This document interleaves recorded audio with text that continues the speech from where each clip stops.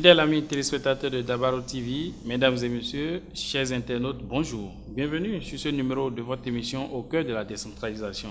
Comme vous en avez déjà pris l'habitude, nous allons au cours de ce programme à la rencontre des élus communaux pour échanger avec eux sur ce qu'ils pensent faire pour le développement de leur commune. Et pour ce troisième numéro, nous recevons le maire de la commune de Sinandé. Il a pour nom Biokouri Sani. Élu il y a quelques mois à la tête de cette commune, il entreprend déjà des actions.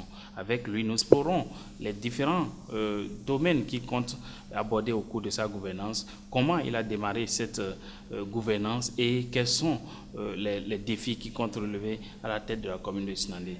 Monsieur le maire, Biokouri Sani, bonjour. Bonjour, monsieur le journaliste. C'est un joie pour Dabaro TV de vous recevoir. Dites-nous comment ça fait, qu'est-ce que ça vous fait d'être maire de la commune de Sinandé? Merci beaucoup. Je crois que être maire d'une commune, c'est une fierté, c'est quelque chose d'important, mais c'est aussi des défis à relever. C'est là où il y a les difficultés. Donc, les défis à relever, alors vous êtes venu, quel était l'état dans lequel vous avez retrouvé la commune? Oui, c'est vrai. Il est vrai que l'équipe que j'ai succédé a fait de son mieux, mais il reste encore à faire. Il reste beaucoup à faire.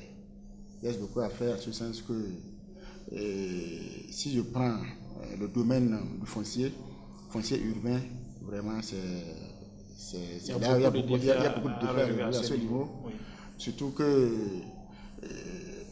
comme vous ne le savez pas, dans la commune n'est pas au niveau de l'hygiène, la commune est absente. Ouais. Il n'y a pas un fichier qui concerne la commune de Sinandé. Donc ça, c'est un grand défi. Oui. Il est vrai que ces temps-ci, le gouvernement, au plus haut niveau, a pris des mesures idoines qui vont nous permettre quand même de relever le défi là. Oui. Oui. Donc vous comptez diriger vos actions dans le sens du foncier. Oui. C'est l'une de vos priorités, c'est cela? C'est la première des priorités. Parce que vous voyez, là, dans la commune, il n'y a pas quelqu'un qui peut dire qu'il y a un titre quand même qui lui garantisse la sécurité, sécuriser sa propriété, son domaine. Voilà. Il y a ce problème-là. Jusqu'à présent, les lotissements se font en désordre. D'accord. Et maintenant, il y a eu plusieurs régimes qui se sont succédés, plusieurs conseils qui se sont succédés. Certainement, des efforts ont été faits dans ce sens. Qu'est-ce que vous comptez faire concrètement quand il s'agit du foncier dans la commune de Sinandé? Oui, il est vrai que les actions avaient été menées, mais qui n'ont pas abouti. Qui n'ont pas allé jusqu'au bout. Maintenant, ce que je compte faire, c'est d'abord faire l'état des lieux. Et contractualiser avec un géomètre digne de nom pour me faire le point de tout ce qui a été fait dans la commune. Et déjà, lors d'une municipalité avec les agents des CA, on a déjà pris des mesures. Donc des actions sont déjà entamées dans ce sens.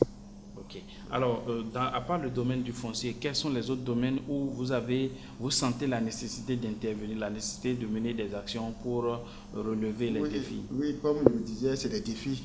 Tout est défi dans la commune, tout est priorité. Oui. Mais il faut avoir alors priorité dans les priorités.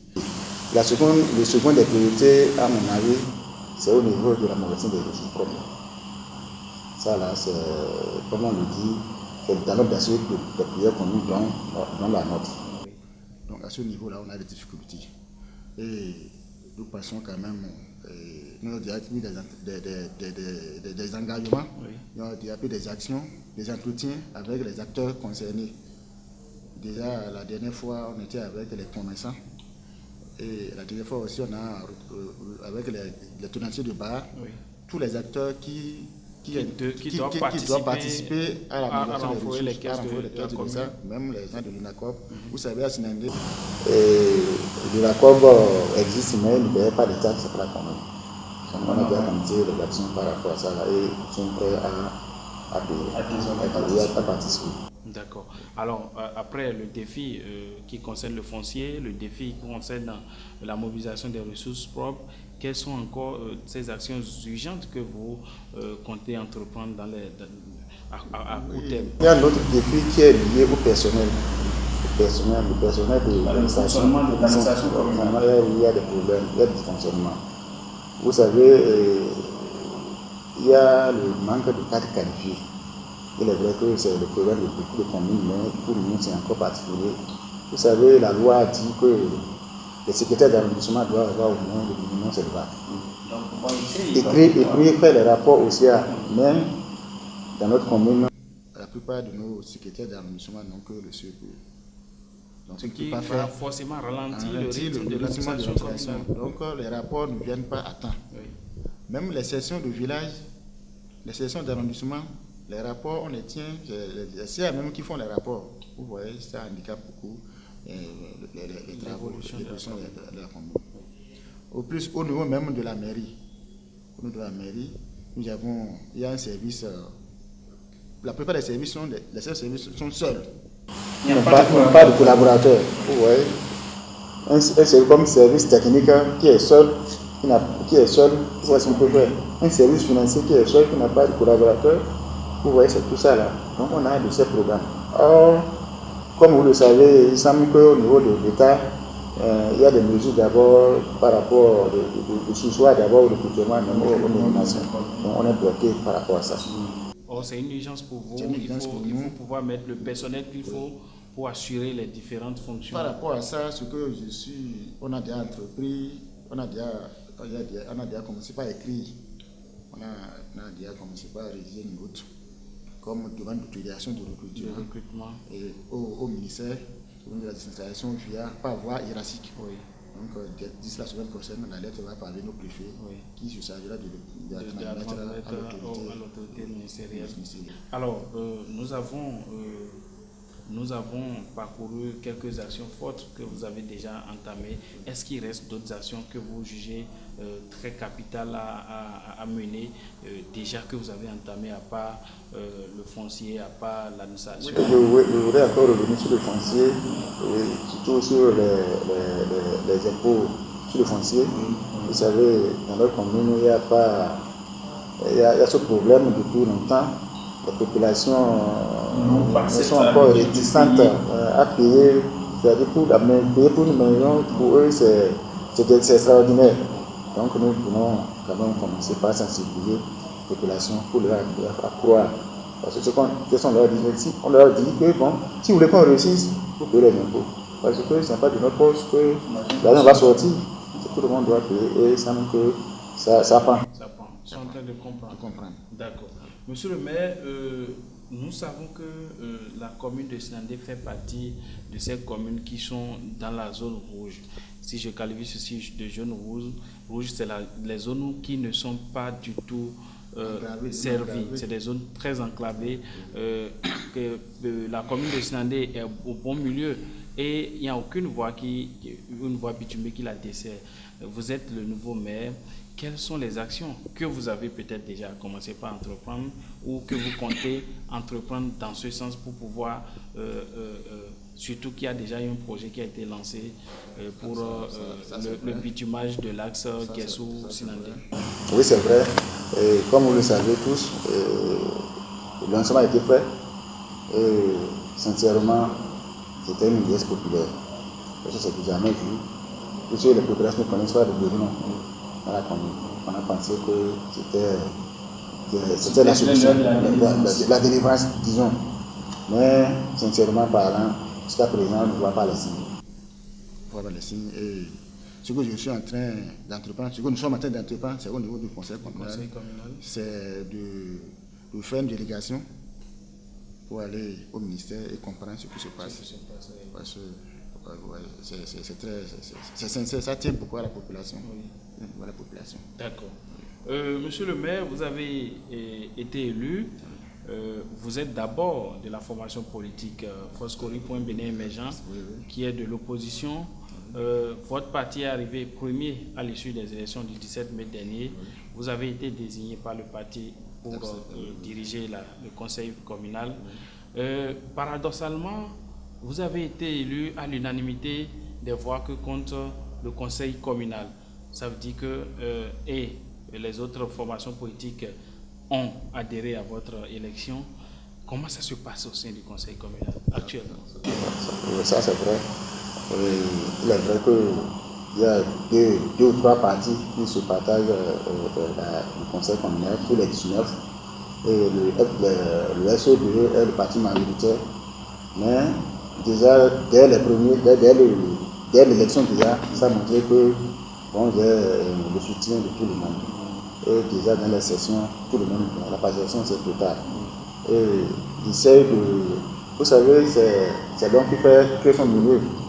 Donc avec tous les conseillers, je suis en bon terme, on s'appelle tous les jours et ça passe très bien. Voilà. Donc le conseil communal de Sinandé a une certaine harmonie. Oui, il y a une certaine harmonie, c'est pourquoi même au niveau des commissions, on a essayé d'impliquer les autres partis qui ne sont pas majoritaires. Okay. Et tout le monde a compris que la campagne est terminée et que c'est le développement qui concerne tout le monde. Et quand on parle de développement, on ne peut pas occulter les actions de lobbying, les actions qui rassemblent le plus grand nombre de personnes. Dans ce sens, c'est sûr que la commune de Sinandé a des cadres bien placés sur le plan national ou international. Quelles sont les actions que vous comptez mener pour que l'affaire de développement de la commune de Sinandé soit comprise par tout le monde? Oui, bon, moi, ma première idée, c'est ce que j'ai déjà fait, c'est d'être en bon terme avec le député qui est déjà de la mouvance, qui était l'ancien maire qui est de la mouvance. Je crois que quand on va se tenir la main dans la main, je crois que les problèmes de la commune doivent passer par lui pour que la commune bénéficie beaucoup de la partie de la mouvance présidentielle. Donc ça fait partie des actions que vous avez et les autres cadres de la localité. Oui, les autres cadres, nous sommes de bon terme. Et si, puisque moi, je suis ami avec tout le monde, je ne connais pas la mouvance, je ne connais pas l'opposition, tous les cadres m'appellent et tout va bien. Tout se passe très bien. Alors, à long terme, oui. Vous avez cité des actions urgentes que vous avez déjà commencé par entreprendre. Oui. À long terme, quelle est votre vision pour Sinandé? Qu'est-ce que vous comptez? Parce que vous avez 6 années à la tête de cette commune. À long terme, qu'est-ce que vous voulez? Lorsqu'on va faire le bilan d'ici 2025, qu'est-ce qu'on doit constater selon vous? Quelle est votre envie? Qu'est-ce qu'on doit pouvoir constater au niveau de la commune de Sinandé? Oui, bon, à la fin de mon mandat, on appelle la vision, c'est que la commune de Sinandé soit une commune quand même prospère, où les mauvaises ressources sont bien faites, où les lotissements se font dans les règles de l'art, où tout le monde paye ses impôts et pour que tout le monde se trouve dans les meilleures conditions. Donc vous visez l'amélioration des conditions de vie des populations. Et quand on parle d'amélioration des conditions de vie des populations, on parle de l'eau, on parle de l'éducation, on parle de tout ce qu'il y a comme économie locale. Quels sont les différents axes que vous comptez aborder au cours de cette mandature pour pouvoir arriver à cette vision-là, pour pouvoir concrétiser votre vision de donner une meilleure condition de vie aux populations? Quand on prend l'éducation, quand on prend la santé, quand on prend l'économie locale. Oui, vous savez, la commune a des pouvoirs limités. C'est l'État central qui doit beaucoup nous aider, appuyer la commune. Parce que, comme vous le savez, au niveau de l'éducation, la commune a compétence au niveau du primaire et de la maternelle. Pour le secondaire, la commune n'a pas encore de compétences. Donc c'est l'État qui doit y intervenir. Parce que présentement, un problème qui se pose au niveau de l'éducation, c'est la création d'un centre de compression de bac. Et la condition, c'est de clôturer le collège. Comme la mère n'a pas de compétences, agit à des collèges. Donc on a des problèmes, mais nous faisons des négociations avec des lobbying avec certains partenaires, par exemple les producteurs de coton, qui quand même nous aident beaucoup dans ce domaine-là. Ouais. Au niveau de la santé? Au niveau de la santé aussi, c'est presque pareil. Et la mairie a des compétences pour construire les centres de santé.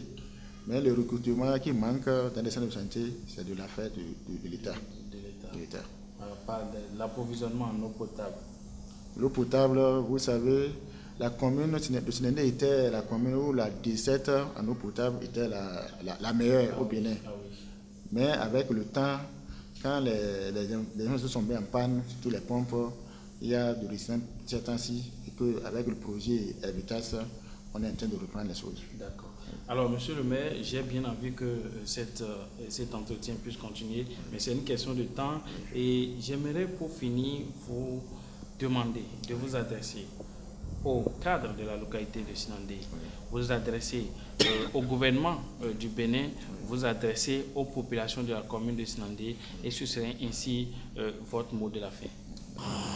Oui, mais c'est pour cette occasion que vous pouvez montrer, de parler à nos populations, que je trouve quand même que l'occasion lui a donné de nous développer.